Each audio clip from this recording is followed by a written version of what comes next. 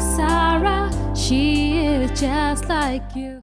One day, Tushar and Prerna, a couple, were having dinner in a restaurant. A beautiful waitress came by to take their order. Tushar jokingly flirted with her and asked her to join them. He even followed her wherever she went and intentionally glanced at her in the room. To which Prerna became suspicious and started questioning him. Don't our wedding vows mean anything to you? My mother was right when she said I was marrying a Casanova. I should have listened to her. You are of no good. Just because now that I am pregnant and I look fat doesn't mean gives you the liberty to look at younger and more endowed women. To which Tushar replied, no darling, I can't help it if God has made women so beautiful. I just cannot help it. You are the one I am faithful to. You are my love of my life. You are the only one. You are the one. You are my soulmate. Does this scenario happen in your marriage also? Has your partner compartmentalized his relationship as just a casual friend, casual dating, casual sex, meaningless fun, or just intellectual and meaningful relationship? Are you a victim of infidelity? Today, to talk on the topic infidelity and its various possibilities that a couple can indulge into infidelity, we have with us Neem Shaik, who is an artist and a creative person as well as a life coach on relationships. Hi Neem. Hello. So Neem, what is infidelity according to you? Basically, infidelity is when one partner strays, has an affair, physically involved with someone outside marriage. But infidelity could also mean for some, as in fantasizing about someone else or thinking about someone else while you're in bed with your partner. Could also mean watching pornography. Could also mean texting multiple people, fantasizing multiple people. So there are a lot of reasons, a lot of things where people call it infidelity. But let's talk about infidelity as in having an affair outside your marriage. Neem, why do you think couples, stray in a marriage, or why do they have extramarital affairs? Again, here there are multiple reasons. Sometimes couples don't stay together due to professional reasons. One partner is away for a longer time. And because as humans, we have our biological needs. So probably that could be one reason why a person strays. Or just basic boredom, or too much of nagging happening at home from any partner. Could want you to find solace in another partner. Sometimes you are in close proximity to a person in your profession. And that makes you bond intellectually. So probably that translates into having an affair too. So there are multiple reasons why people stray. For men, the basic reason is to have more sex. And for women, according to me, the basic reason is emotional bonding with someone.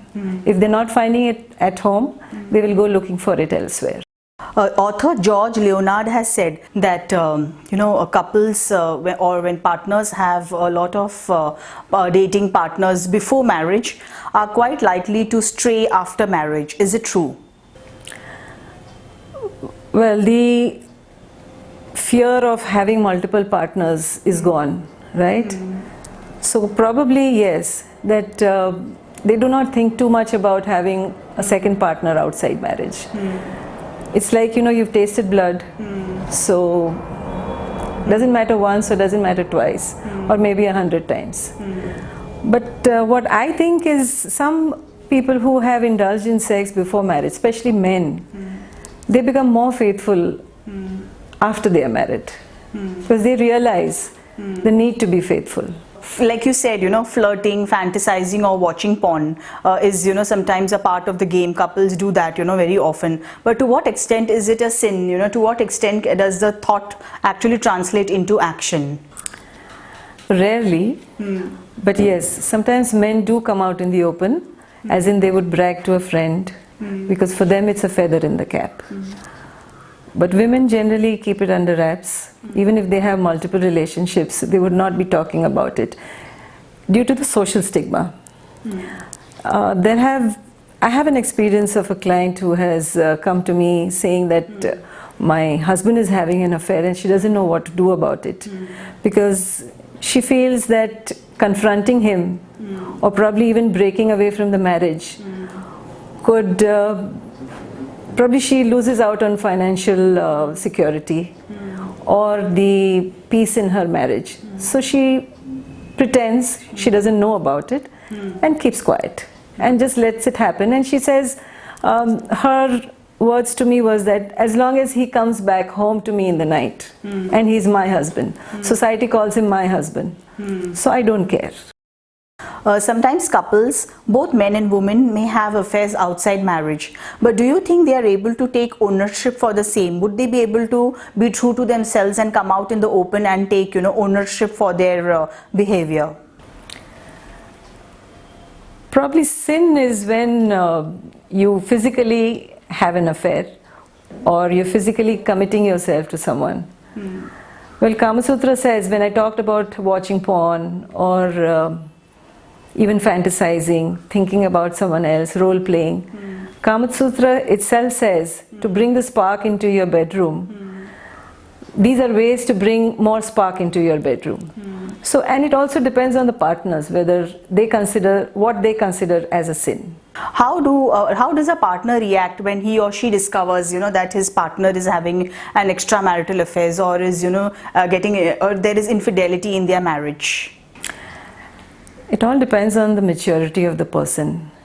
If the person is not mature enough, he could go into or she could go into depression or would start nagging and have more fights at home, or could also have very suicidal tendencies, or probably as a revenge would have an affair himself or herself.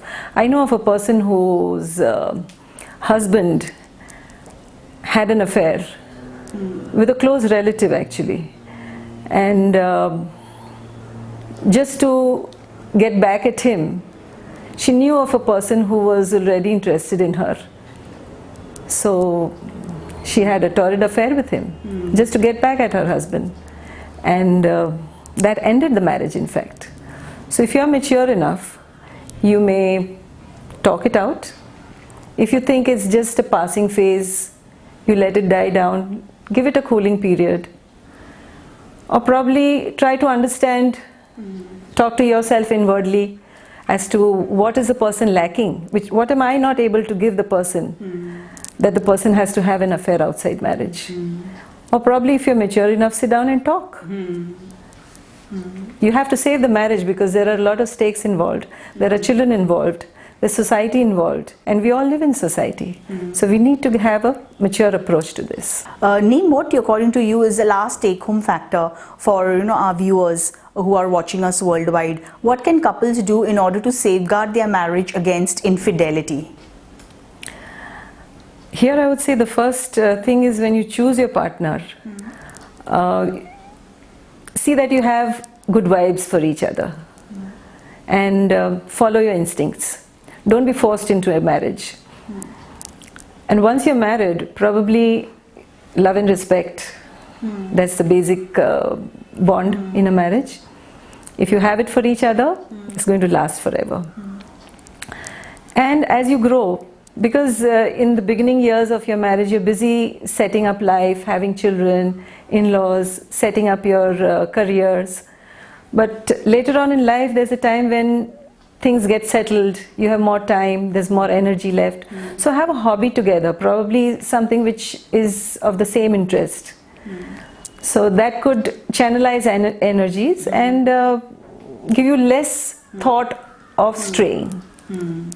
Thank you for being there on the show, Sara. sheisjustlikeYou.in. Do log into our website and send us your views and experiences. Perhaps your learning or your mistakes that you have made could be a learning lesson for millions of viewers watching us worldwide. Do log in to Sara. sheisjustlikeYou.in. Thank you, Neem, for sharing your views with us on Sara. She's Just Like You. Thank you so much for coming on our show. Thanks for having me on your show. Author George Leonard talks about high monogamy. That is what Sara supports, in which two individual, single-minded couple or people transform themselves into one unit towards a happy married life, in which the couple looks at their married life not through the lens of 25th wedding anniversary or midlife crisis or spending old age together, but rather views their relationship like a child, nurturing that relationship, whose responsibility, whose welfare, happiness as well as unhappiness, they both are equally responsible. The pointers for the same are thought, thinking and making decisions together and using the word us rather than me. Action, taking action based on heart-to-heart connection and extending to other family members as one unit of us rather than my family or my people and my salary. Word, crying, laughing and talking to each other based on what is happening to us rather than what is happening to me. Sensuality, trying to view and please and fantasize how to please each other rather than just my sensuality and my sex life. It is towards creating an intimate life together. Praying together, that is really praying and having action in prayer, in terms of really praying and taking joint action to seek guidance from one's own sixth sense and seeking guidance from masters towards the journey of life together. And finally, having a common goal or a mission or a purpose translates a relationship of a cat and dog fight between a couple towards creating a happy married life.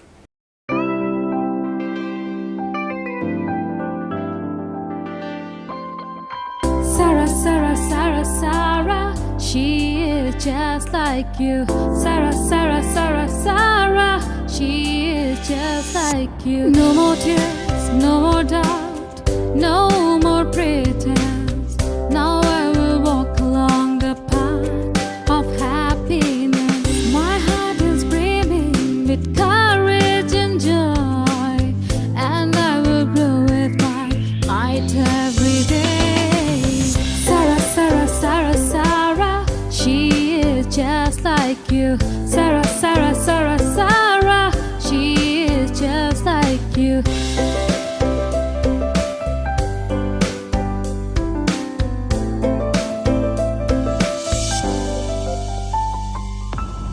And this is song of total victory. And I determine, no matter what, I'll surely win. No matter what, I'll surely win. Never give up, never give in, to reaffirm my youthful vow. Everywhere I seek Sara, Sara, Sara, Sara, Sara, she is just like you. Sara, Sara, Sara, Sara, she is just like you. Sara, she's just like you.